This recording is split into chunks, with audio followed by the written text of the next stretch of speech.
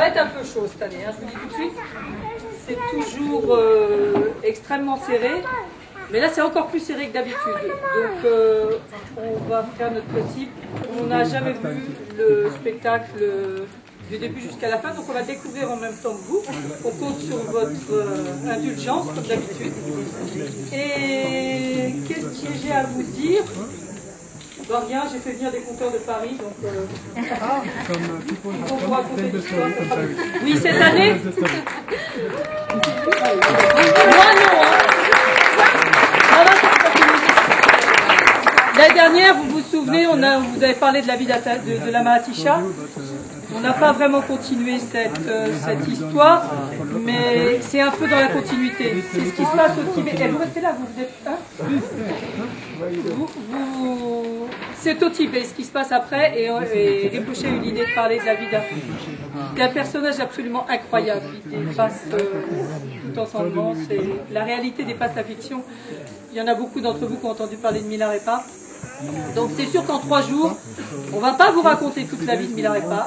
On va juste, c'est eux qui vont vous raconter le début de sa vie. C'est la dark part of his life, mais c'est vraiment la partie sombre de sa vie. Mais vous allez voir comment il s'en sort. C'est vraiment un exemple pour les Tibétains, pour les bouddhistes, et je crois que ça peut être un exemple vraiment pour tout le monde. On peut aussi raconter la vie de plein de saints chrétiens. Mais Milarepa, c'est quand même assez incroyable. Pour ceux qui ne connaissaient pas l'histoire, vous allez découvrir là. Bon, au revoir.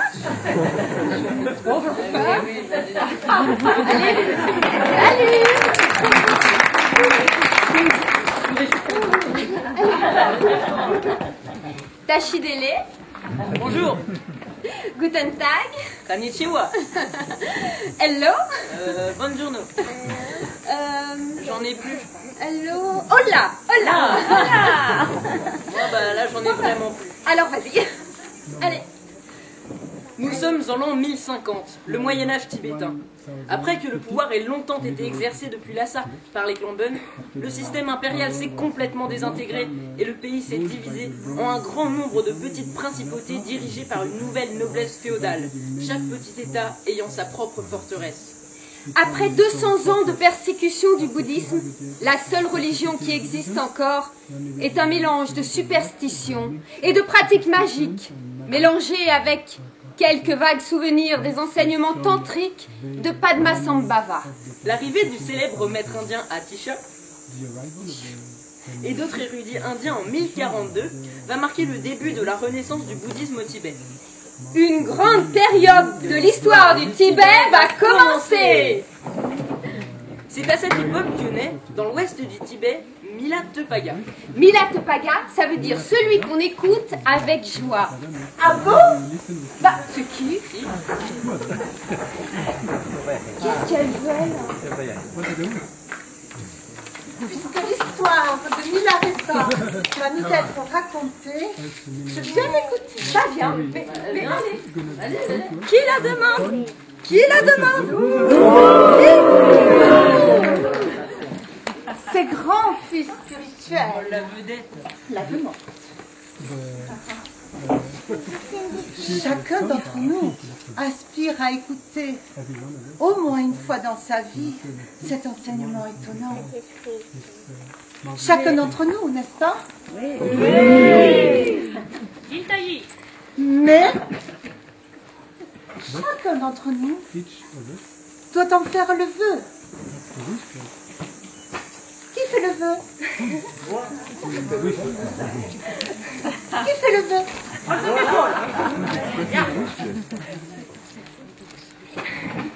Ce sont les disciples aînés qui doivent la demander. Qui la demande? Do you want the story of Milarepa?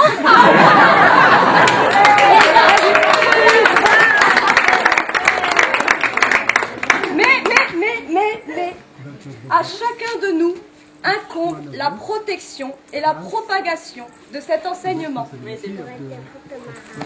Donc, Alors que Tepaga n'a que 7 ans, Son père meurt de maladie et les propriétés de la famille sont confiées à un oncle et à une tante, à charge pour eux de les restituer au jeune homme à sa majorité.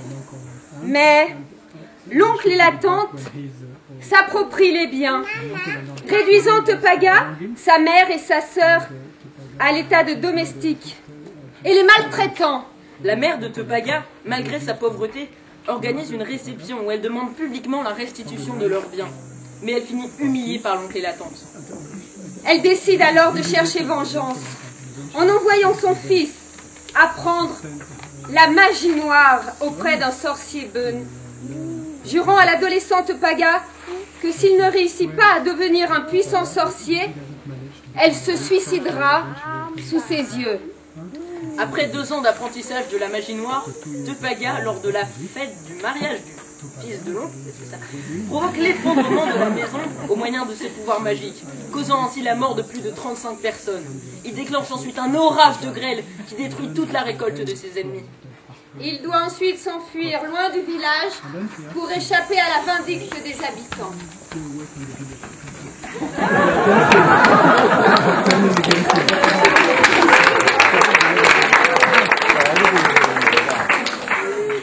Au lendemain de ces sortilèges, il n'avait pas trouvé le repos.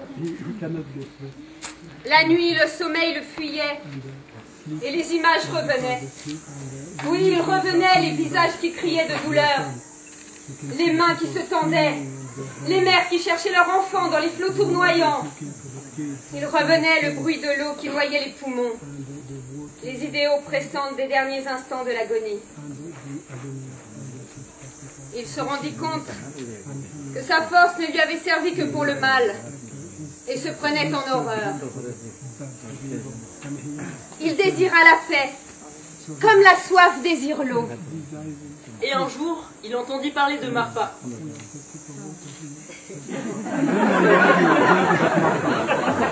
À peine avait-il entendu parler de Marfa qu'une joie inexprimable résonna dans son cœur. Le bonheur fit dresser tous les poils de son corps. Et les larmes qui le secouèrent furent à la mesure d'un amour divin. Ayant un seul but en tête, il prit des provisions de route et quelques petits livres. Il marchait avec une volonté que rien ne veut être entamé, se demandant quand il arriverait, s'il rencontrerait le lama, s'il verrait son visage. En traversant la vallée des bouleaux, il calcula le temps qu'il avait mis à obtenir les formules des maléfices. 2 ans. Il se dit que dans un délai à peu près équivalent sans doute, il posséderait les formules du bonheur. Il était presque heureux en franchissant la porte du grand lama.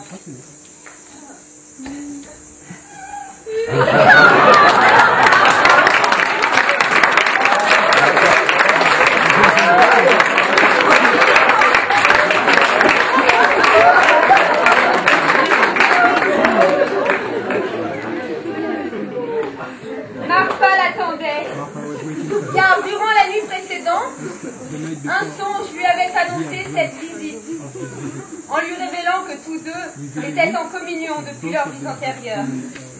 Dans ce songe, le maître de Marfa, le vénérable Naropa, lui avait même révélé son vrai nom, Milarepa. Il fixa l'arrivant de ses yeux en forme de grains d'orge.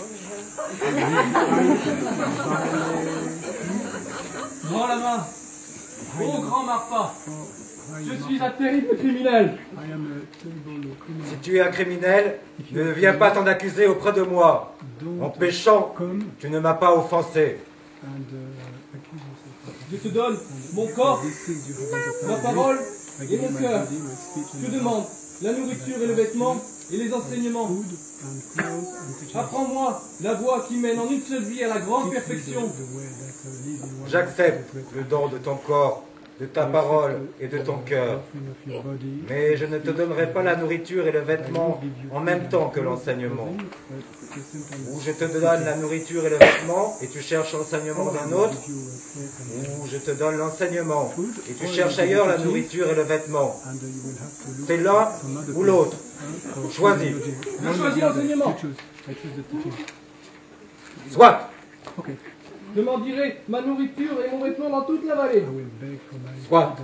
Maintenant, sors du temple et emporte ton livre de magie. Ton odeur fait tousser les idoles. L'accueil du grand lama avait été glacé. Son épouse se montra bien plus hospitalière. Elle offrit à Milarepa un bol de soupe, ainsi qu'un coin de ses tentes.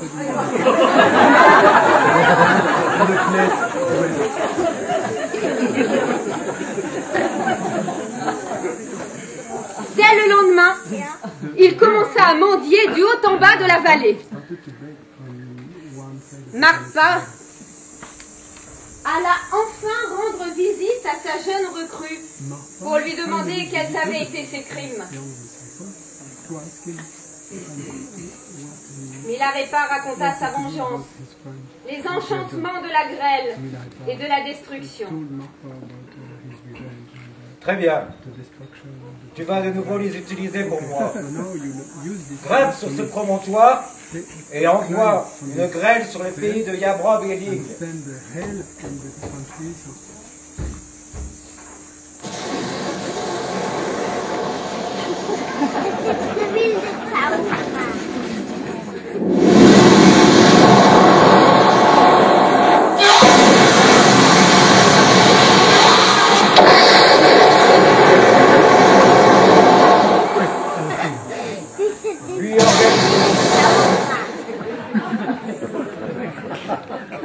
Puis organise un petit massacre des montagnards qui occupent la place du Lobrang.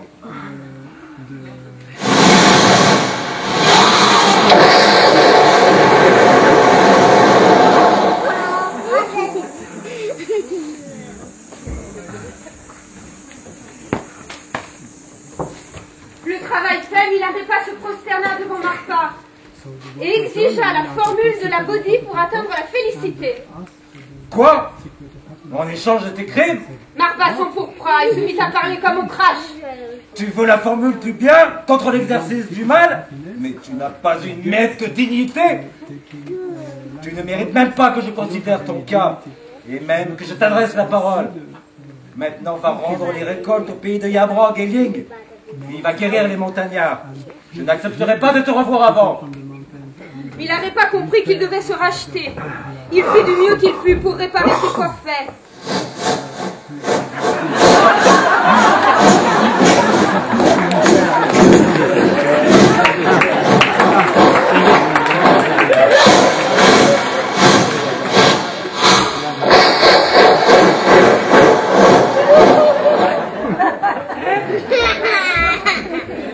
Puis, il revint se présenter au pied de Marpa. Grand lama, je me repens. Donne-moi tes enseignements. Plus tard. Plus tard. Je ne te sens pas mûr. Le mal est plus aisé à faire que le bien. Le mal est rapide, sans effort. Mais c'est une glu dont on ne se dégage pas si vite. Lama, je t'en supplie. Construis-moi une tour ronde. Pardon? J'ai besoin d'une tour ronde. Construis-moi une tour ronde.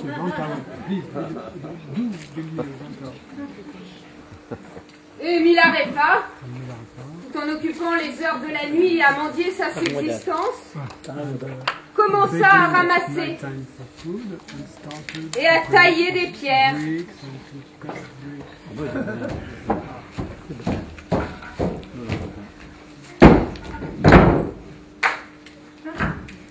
À creuser des fondations. Il traça, il bâtit, il éleva.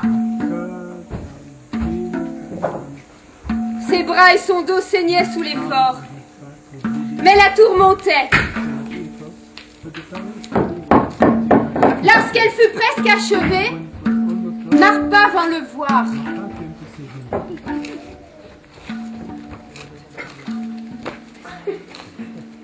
Que fais-tu? J'achève ta tour ronde au grand lama. Es-tu fou? Je ne t'ai jamais demandé une tour ronde. Démolis ça immédiatement et remets et les pierres et la terre à sa place. Mes grands précieux, J'ai dit. Et Milarépa s'exécuta.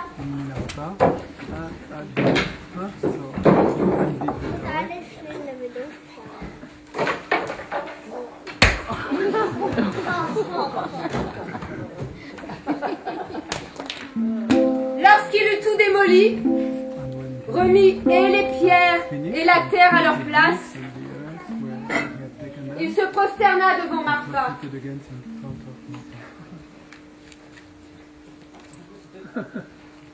grand lama, je me repens. Donne-moi tes enseignements. Fais-moi une tour en demi-lune. Milarépa, sans protester, se mit au travail. Au moins savait-il cette fois où chercher la terre.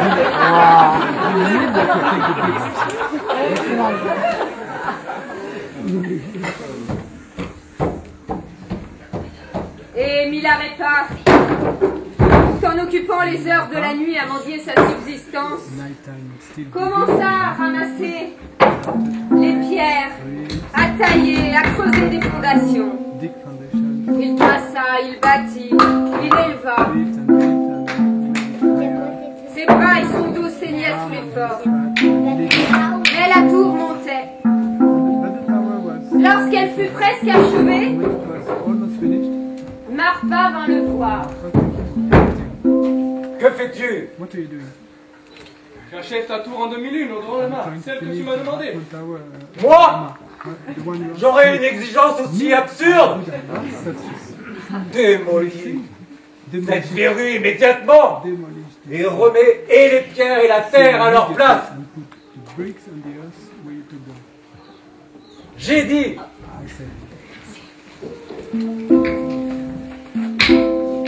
Milarépa eut envie de pleurer. Mais ses mains et son dos déchirés par les blocs de granit se chargèrent de verser du sang à la place des larmes. Il s'exécuta encore. Il remit et la terre et les pierres à leur place.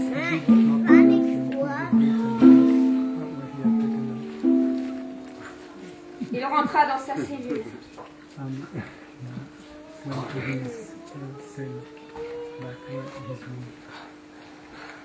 Au matin, Marpa entra dans sa cellule et le regarda avec un bon sourire.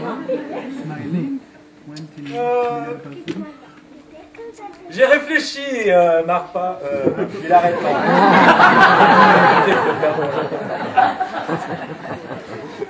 Fais-moi une tour triangulaire. Bien sûr, grand lama. Est-ce que j'ai l'habitude de dire n'importe quoi?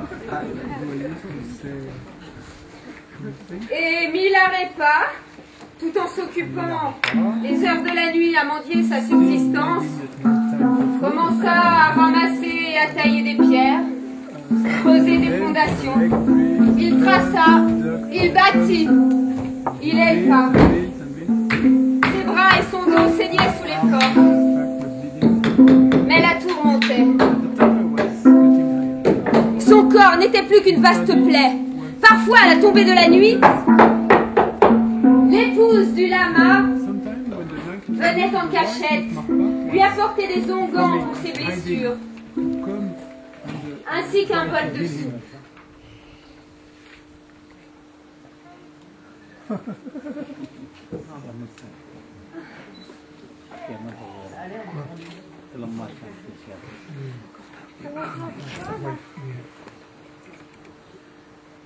Quand Milarépa eut terminé la tour triangulaire,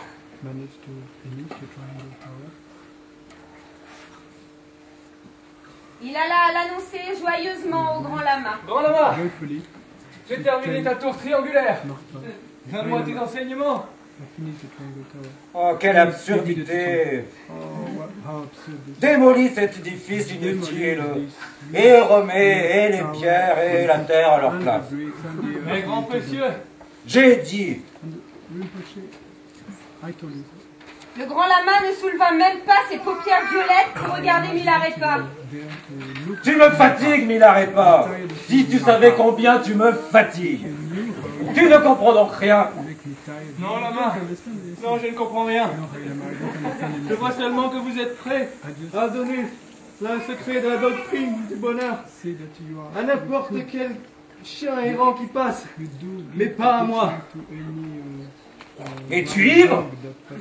Il ouvrit les yeux et fixa Milarepa. J'ai de la compassion pour toi. Construis-moi une tour blanche à 9 étages Et avec un pinacle. et avec un pinacle. Bonne idée. Elle ne sera jamais démolie. Quand tu auras terminé, je te donnerai le secret.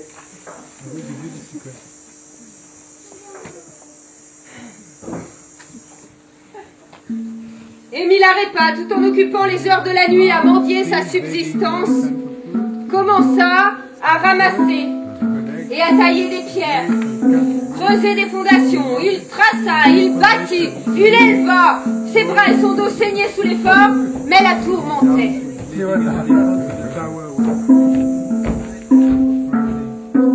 Il avait cru comprendre que cette proposition du lama contenait plus de promesses que les précédentes.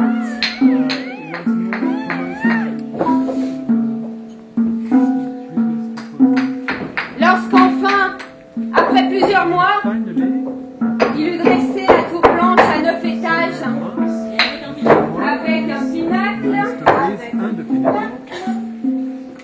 Marpa alla rejoindre Milarepa.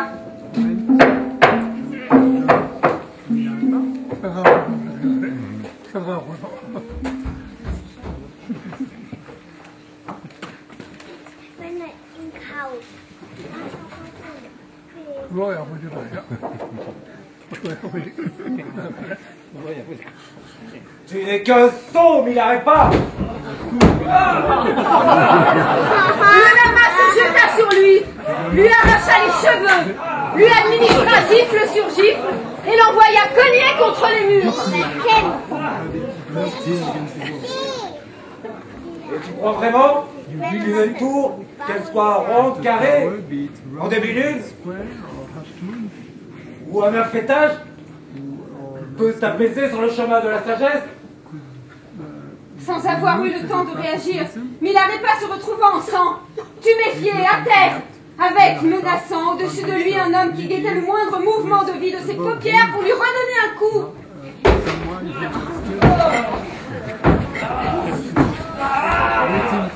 Tu es le plus grand sourd de ce monastère.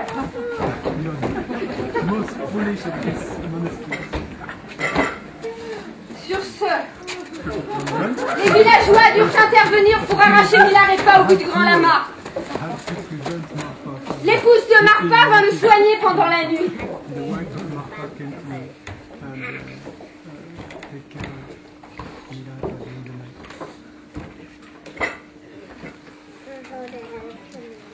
C'est bizarre.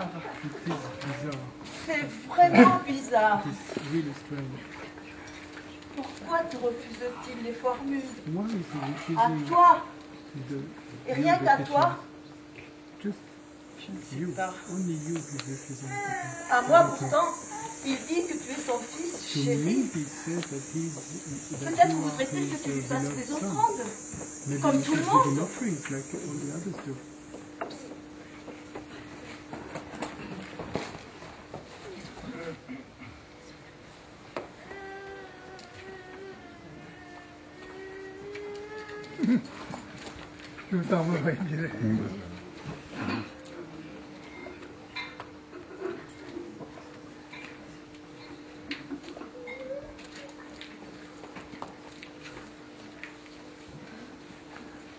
Je te donne quelques-uns de mes biens. I give you a few of my belongings, Une petite charge de beurre, some butter, un joli plateau en cuivre, a nice copper thread, et surtout, and une most of all, émeraude dont on m'a dit qu'elle avait une grande valeur. precious stone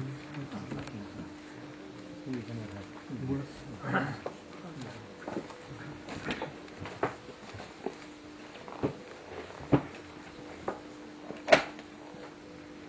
Lorsque le lendemain, The day after, Milarepa présenta ses paquets Milarepa dans une étoffe de soie, and le lama le chassa à coups de gave his pied. offerings to the lama.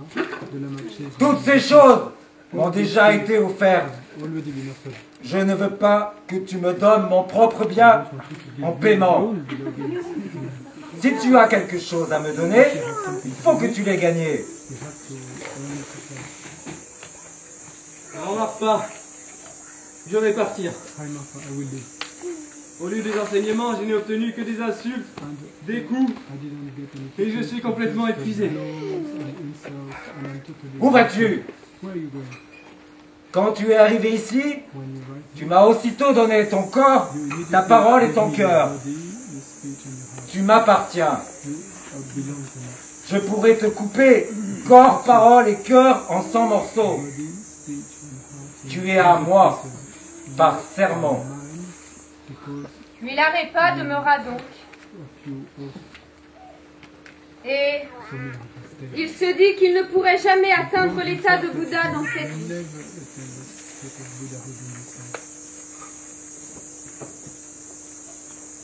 Milarepa reclus dans sa cellule, convaincu d'impuissance, pensait: Du temps où je faisais le mal, j'avais des vivres et des présents à offrir.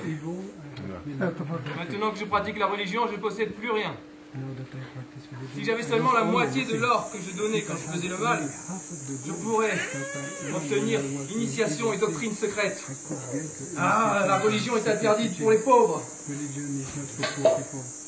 ne croyant plus aux promesses du lama, il décida de mettre fin à ses jours. Il prépara un bol de poison. Puisque dans ce corps-là, dans ce corps de Milarepa, vous n'obtiendrez jamais la doctrine, je vais me tuer. T'as encore un mauvais karma en plus. J'espère que dans la prochaine vie, j'aurai un corps digne de la religion.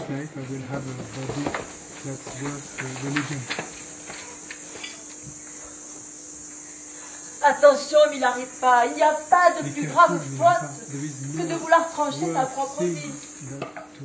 Avec un tel karma, tu auras une mauvaise renaissance et tu reviendras comme une puce, ou comme un moustique, Ou comme une mouche à merde.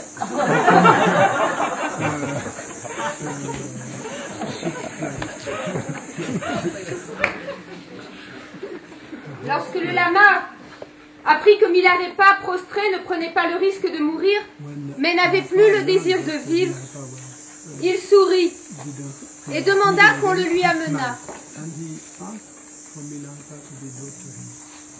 Amenez-le-moi.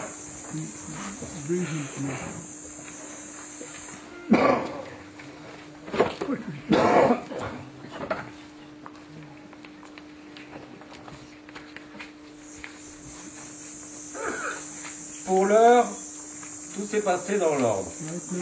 Il ne pouvait en être autrement. Il n'y a de fausseté en aucun de nous. J'ai seulement éprouvé l'ancien magicien que tu es pour te purifier de tes péchés. Il m'en a parfois coûté d'être aussi dur. Si j'avais cédé à la pitié comme ma femme, je t'aurais enveloppé d'une indulgence sincère mais stérile. La pitié ne permet à personne de se corriger. Chaque tour construite par toi a été un grand acte de foi. Tu n'as jamais failli.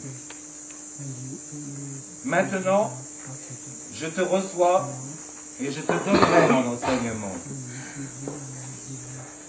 Nous allons nous enfermer dans la méditation et goûter le bonheur. Il n'arrête pas. Ton vrai nom m'a été révélé par mon maître Naropa dans le songe qui précéda ta venue. Il la nomma Mila l'éclat de diamant. Il le lia par le vœu de noviciat et il lui donna le commandement, au-delà de ses souffrances, de s'engager à aider les autres. Puis plus tard, après sa mort, de revenir sur terre autant de fois qu'il faudrait pour poursuivre sa tâche. Il voulait faire de lui un véritable bodhisattva.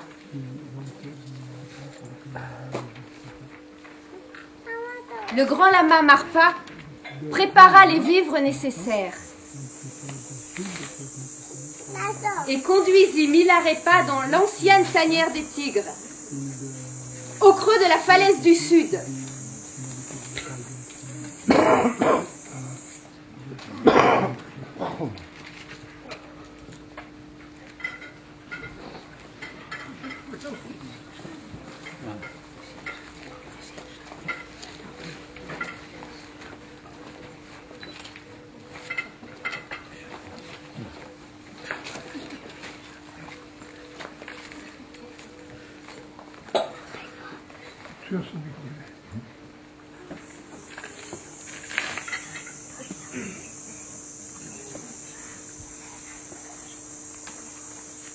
Il remplit d'huile une lampe d'autel, l'alluma, puis la posa sur la tête du disciple.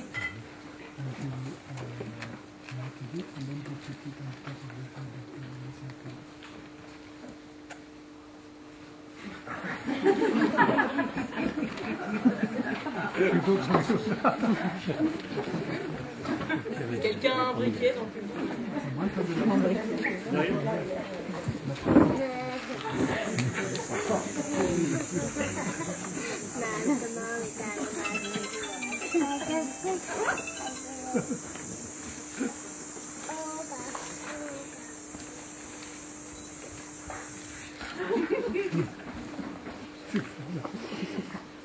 Médite jour et nuit, sans te lever.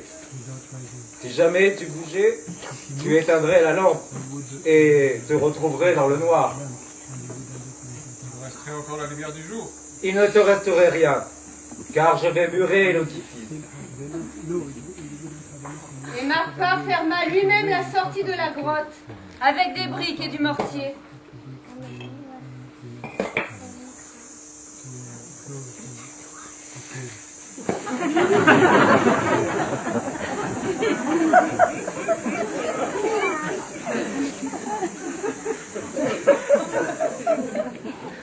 Il médita ainsi jour et nuit. Il ne remuait pas. Il ne comptait plus les heures ni les semaines. Son esprit s'absorbait dans la méditation. Il avait dissous le temps. Il découvrait qu'il n'était pas seul lorsqu'il était tout seul. Sa solitude se peuplait de démons, de pulsions, de souvenirs, de désirs. Cela grouillait de partout.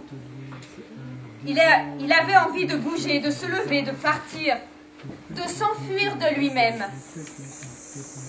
Il était un roi constamment en lutte contre des soulèvements et des émeutes, un roi fragile, menacé.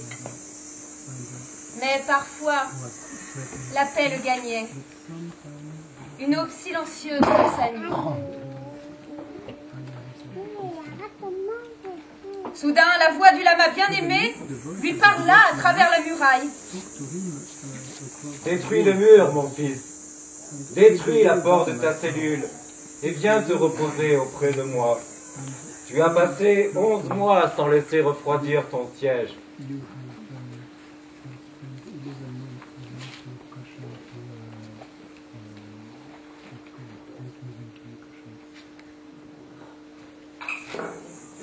Il se leva difficilement.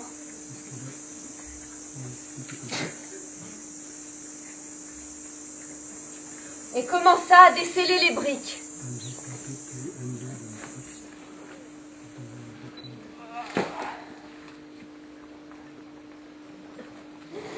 Mais il s'arrêta. Et si le lama allait encore changer d'avis? Je t'attends, mon fils, je t'attends. Ne viens-tu pas, mon fils? Il détruisit le mur et rejoignit la chaleur du soleil. Le grand lama semblait heureux de le revoir. Alors, que t'ai-je appris durant ces 11 mois? En effet, que lui avait-il appris? Qu'avait-il, pendant ces 11 mois, retiré de l'enseignement du grand lama absent? Il avait saisi que répéter des formules n'est rien. Seul l'effort produit des bénéfices. Il avait saisi que le bien demande plus de volonté que le mal. Il avait saisi aussi que son corps est un navire fragile. S'il le charge de crimes, il sombre. S'il l'allège en pratiquant le détachement, la générosité, l'oubli de soi, il le mène à bon port. Il avait enfin saisi qu'auparavant, il n'était pas un homme, mais seulement un deux pattes, faiblement poilu et doté d'un langage articulé. L'humanité lui apparaissait au bout de la route. Elle était loin, une cible. Parviendrait-il jamais à devenir un homme? Viens, mon fils.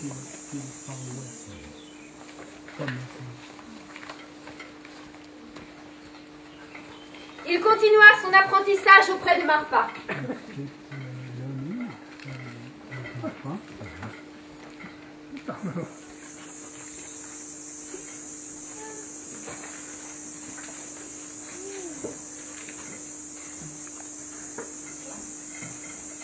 Dans sa grotte,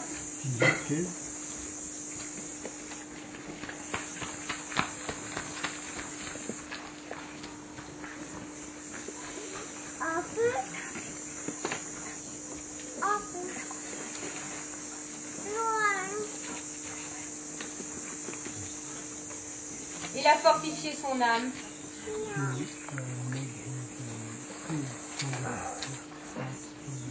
J'ai fortifié mon âme, et sans m'inquiéter des épreuves imposées à mon corps, je vais aller méditer dans la montagne déserte.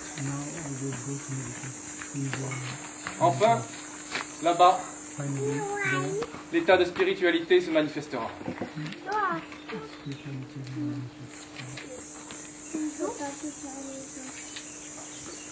Pour obéir au commandement de son lama, il renonça à cette vie.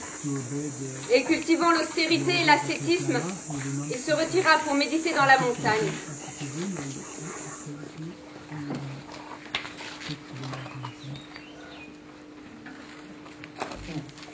Durant toutes ces années passées dans sa grotte, Milarepa refusait de descendre dans les villages pour se ravitailler. Il lui fallait pourtant se mettre à la recherche d'une nourriture frugale. Devant sa grotte, là où le soleil chauffait, des orties avaient poussé. En faisant des orties son quotidien, il maintenait son corps en vie. Il devint petit à petit squelettique et prit peu à peu la couleur de l'ortie. De temps en temps, il avait la visite de chasseurs n'ayant rien tué. Il n'avait que des orties à leur offrir, des orties pour épaissir la soupe, des orties pour assaisonner, des orties pour saler. Un jour, à l'aube, dans la sphère de la claire lumière, le Jetsun entendit Vajrayogini lui prophétiser. Milarepa, tu auras un disciple humain semblable au soleil, un autre semblable à la lune, 23 semblables à des constellations, 25 disciples encore seront des siddhas, 100 définitivement des sages érudits, 108 grands personnages deviendront des mystiques sur la voie. Par leur intimité avec la doctrine, 1 millier de yogis, hommes et femmes, montreront le chemin. Ceux qui se dégageront pour toujours des mondes inférieurs excéderont tout compte. Dans la haute partie d'une vallée nommée Gongtang se trouve celui qui est semblable à la lune, un homme prédestiné. Tu dois le trouver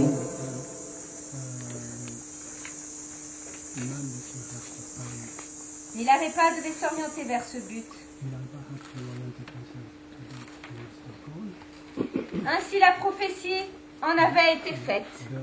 Le vénérable Milarepa parvint dans le haut du Gongtang. Avec une foi ardente, les villageois apportèrent des vivres en effectuant de profondes salutations.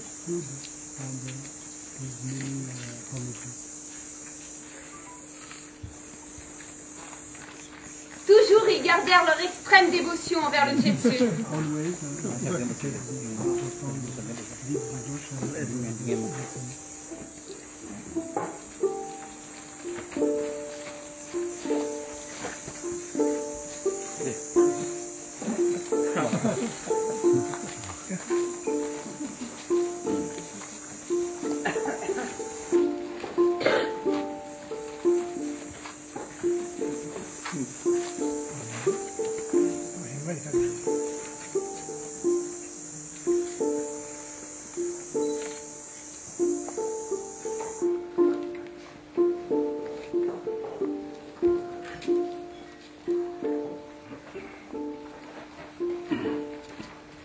Milarepa demeura dans la grotte de la soie, en haut du col de la chèvre. Au col de la chèvre vivait un garçon, dont le père était mort depuis longtemps, et qui avait bel aspect et grande connaissance. Il savait lire depuis son plus jeune âge, et il déclamait les textes sacrés devant de fortes affluences. Aussi recevait-il de nombreux présents.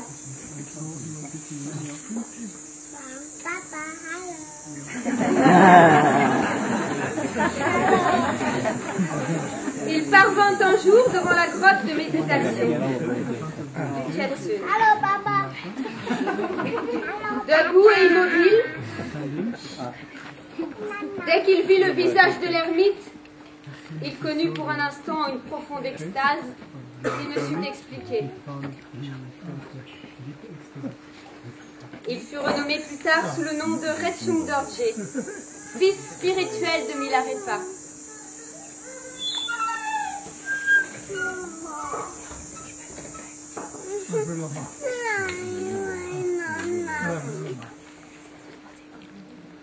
Avec la puissance d'éveil du karma, il éprouva envers le vénérable une confiance inaltérable.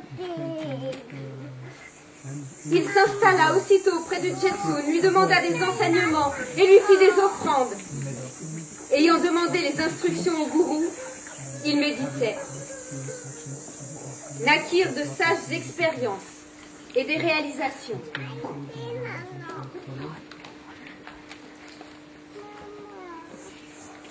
Un jour, atteint de la lèpre, il eut besoin de se rendre en Inde pour se soigner et demanda au Jetsun sa permission. Milarepa consentit. Avant le départ de Rechungpa, Milarepa lui demanda d'obstruer la grotte.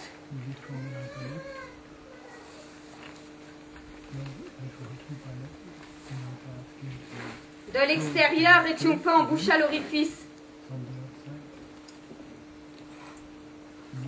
et partit pour l'Inde.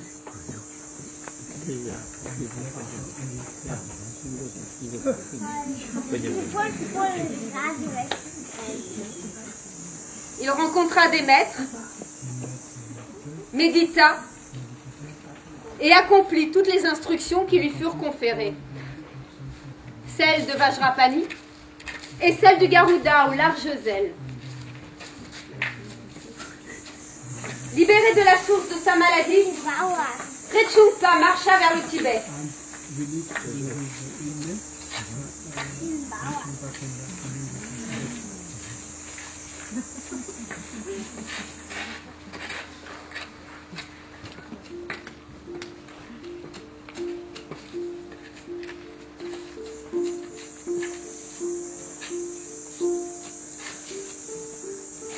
En arrivant, il questionna chacun au sujet de son maître.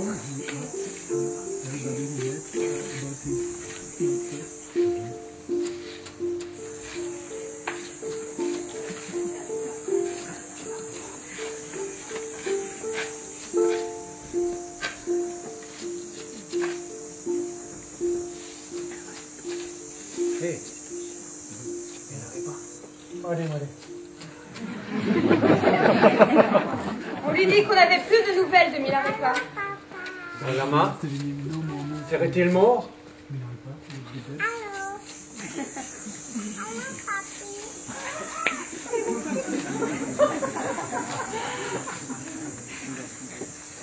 Il parvint à la grotte de la soie et constata que l'argile placée initialement n'avait pas été touchée.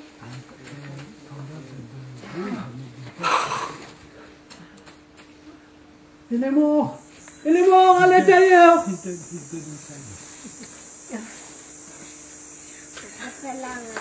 Démantelant le mur de terre, il entra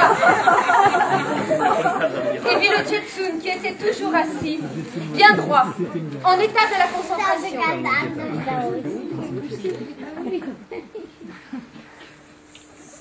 Rechungpa éprouva une allégresse sans mesure et s'enquit de la santé du gourou. Mon maître, comment vous portez-vous? Après tout ce temps, loin de vous.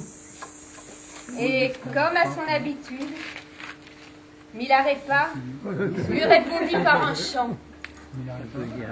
Je me prosterne aux pieds du gracieux Marpa. Je suis heureux d'avoir rompu les relations avec mes proches, d'avoir renoncé à l'attachement au pays. Heureux car je suis libéré des devoirs officiels. Je ne me suis pas chargé des accessoires d'un moine, je ne suis pas accroché au rôle de maître de maison et j'en suis heureux. Parce que je n'ai plus besoin de ceci ou cela, parce que je suis riche des 7 sublimes joyaux, je suis heureux. Heureux car je ne souffre pas pour assurer ma subsistance. Heureux car je ne crains pas le gaspillage, car je n'éprouve pas l'angoisse de la ruine. Ayant réalisé le vrai sens de l'esprit, je suis heureux. Je n'ai pas à me soucier de l'humeur des donateurs, j'en suis heureux. Heureux car sans fatigue, lassitude ou chagrin. Heureux car mon activité n'est point artificielle, car tout ce que je fais coule de sens du Dharma. Je ne me suis plus épuisé par le désir de bouger, je ne crains plus d'être blessé ou tué. Je suis délivré de la peur d'être dépossédé, j'en suis heureux. Je suis heureux des circonstances propices aux vertus, heureux de l'abandon des impuretés, heureux de l'ardeur au mérite, de la séparation d'avec la colère et l'injure, d'avec l'orgueil et la jalousie. En voyant les défauts des 8 phénomènes mondains, en l'état de parfaite équanimité, je suis heureux. Heureux, car j'ai observé l'esprit avec l'esprit, car je ne ressens ni espoir ni crainte. Sans attachement, je suis heureux dans l'infinité de la claire lumière, dans la sphère de la sagesse sans imagination. Heureux d'avoir laissé à leur place les sens et leurs objets. Heureux lorsque s'éclaire la conscience des 5 ouvertures. J'ai interrompu le va-et-vient de l'intellect. J'en suis heureux. J'ai de nombreuses façons d'être heureux. Je suis un yogi qui chante d'allégresse. Je ne souhaite pas d'autre joie. Même si je mourais, je serais heureux. Car je n'ai pas failli. En vivant aussi, je suis heureux. Car je grandis ma dévotion. Les bienfaiteurs assurent ma vie, mes vivres et mon vêtement. Ceci, par la grâce du lama, des précieux protecteurs. Et la félicité du yoga. Rechungpa, est-il heureux lui aussi? A-t-il atteint son but? Il a ainsi chanté. Et Rechungpa répondit qu'il était heureux lui aussi et qu'il avait réalisé son dessein. Je vous prie, avec votre grande générosité, de m'accorder encore des enseignements et des conseils.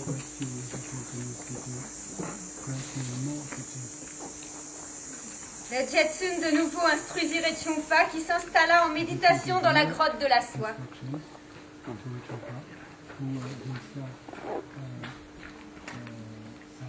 Il parvint à l'extrême perfection des expériences et des réalisations.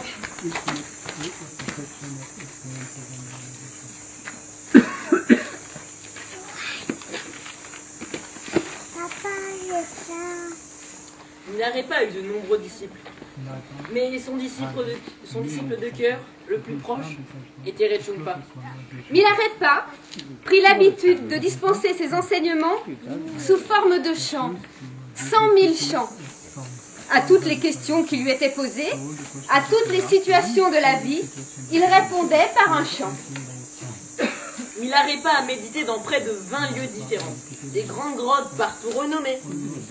D'autres ignorés de tous, dans la solitude de la montagne aussi, et dans de petites grottes qui apportaient des conditions favorables. Il ne connaissait plus la méditation, car son objet, le fait de méditer, et celui qui médite étaient devenus inséparables.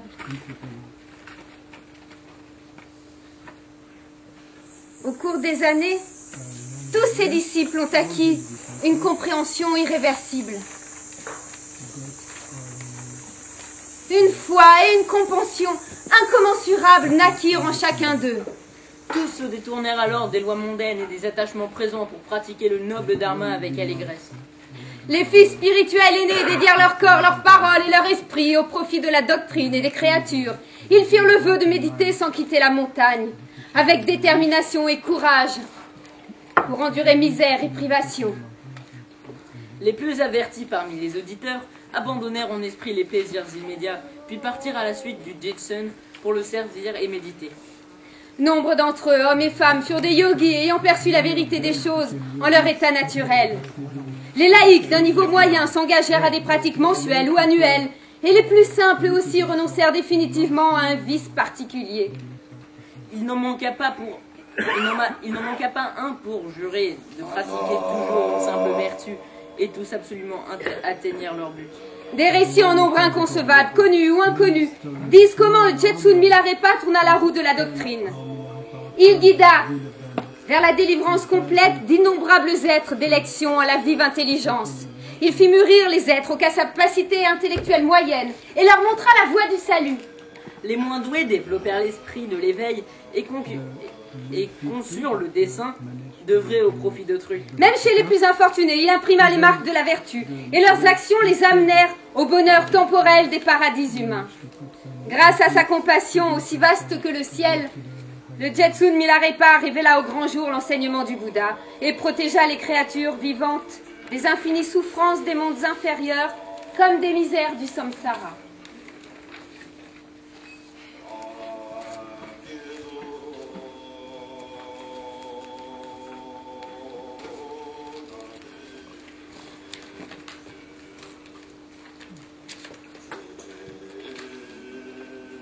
Milarepa enseignant la sagesse aux hommes à partir du néant. Méditer sur le ridicule de la condition humaine, apercevoir notre profonde misère, se moquer et s'attendrir. La pitié abolit la différence entre soi et les autres. La pitié rend généreux. Et le généreux me trouvera. Et celui qui m'aura retrouvé sera Bouddha. Les années passant, Milarepa ne parlait plus. Il chantait. Il faut museler le moi. Le renoncement produit de grands effets. Il chantait, chantait, ne cessait plus de chanter. Je crois que j'ai tout oublié. En m'isolant dans mes grottes perchées, j'ai oublié le monde grossier des sens. J'ai oublié l'opinion de mes frères et voisins. En perdant mon savoir, j'ai oublié les illusions de l'ignorance.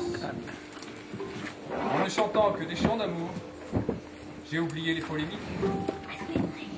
En m'exerçant à la douceur, j'ai oublié la différence entre moi et les autres.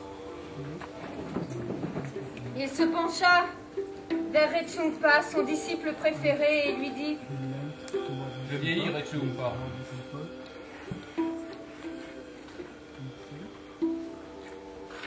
Bientôt, je te montrerai les signes de ma prochaine émigration. Je te montrerai les signes de la vieillesse et de la maladie. Il le fit.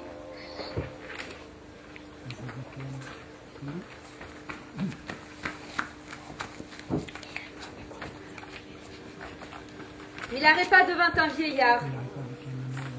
Il était maintenant prêt à mourir, comme le fruit mûr est prêt à tomber.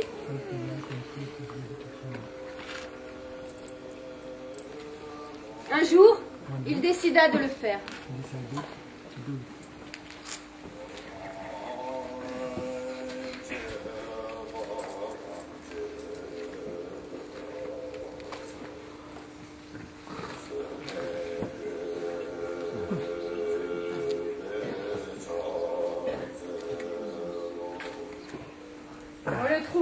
froid, inerte.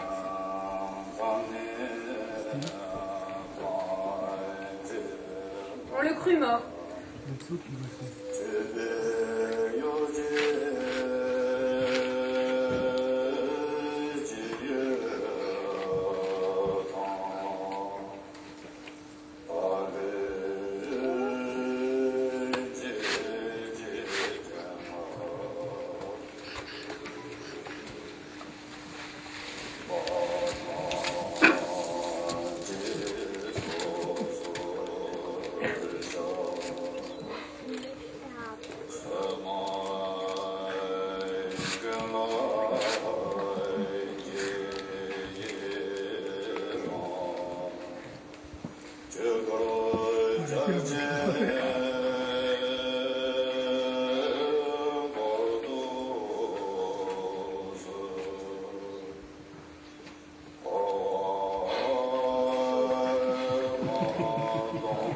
Ses disciples dressèrent le bûcher.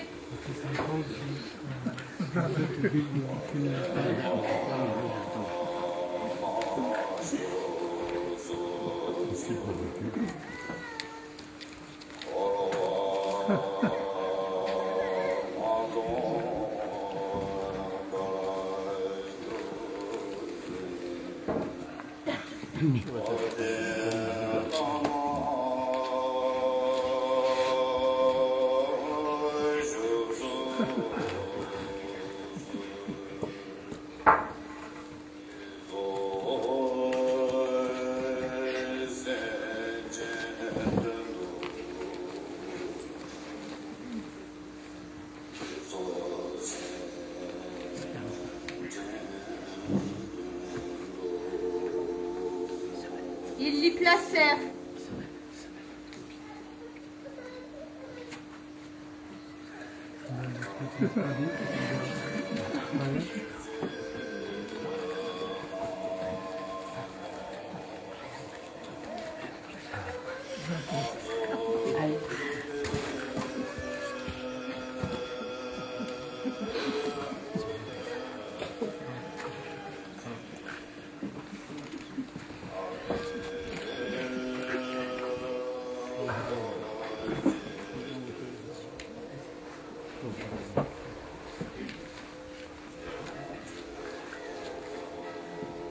Et approchèrent la flamme.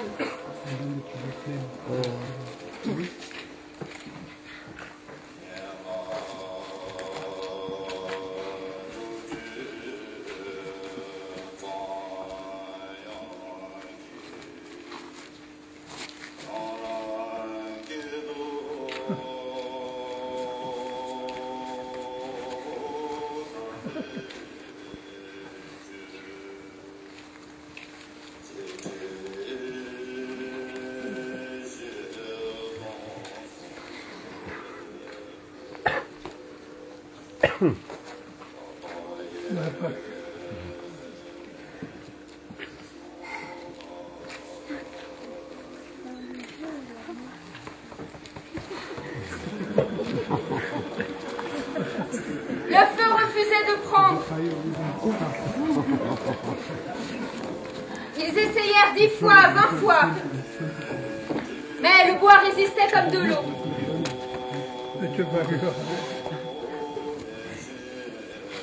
Car il fallait que son disciple préféré fût là.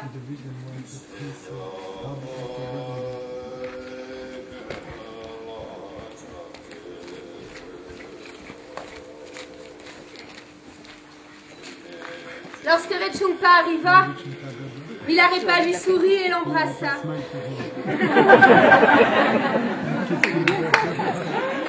Ah, Rechungpa. Je voulais que tu sois là avant que je meure. Je ne voulais pas partir sans avoir semé toutes mes graines. Il fallait que tu me voies mourir.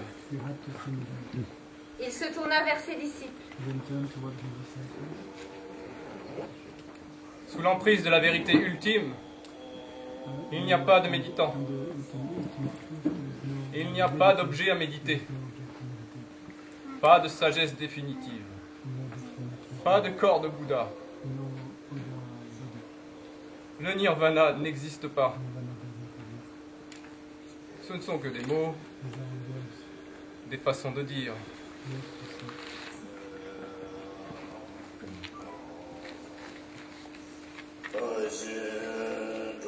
C'est ainsi que parvenu à l'âge de 84 ans, le 14e jour du dernier mois de l'hiver du lièvre de bois, sous la 8e constellation lunaire, au lever du soleil, en 1115 de notre calendrier, le maître Milal, l'éclat de diamant, Vajrayana, montra les signes de la mort.